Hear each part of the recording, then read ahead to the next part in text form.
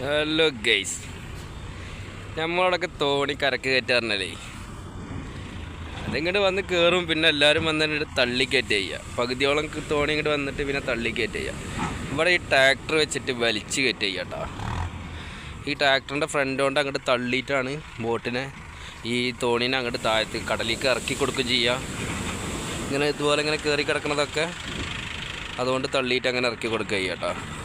അപ്പോൾ ആ വരുന്ന ബോട്ട്, ആ വരുന്ന തോണി ഉണ്ടോ, ഞാൻ 3XL ഇട്ട് കാണിച്ചുതരാം. ആ വരുന്ന തോണിനെ കയറ്റിനെ കണ്ടോളിട്ടാ.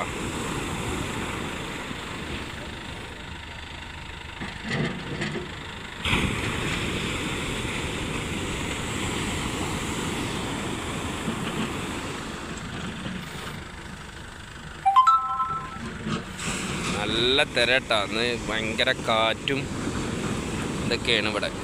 അതിൻ്റേതായ തിരയും കാര്യങ്ങളൊക്കെ ഭയങ്കര കൂടുതലാണ്.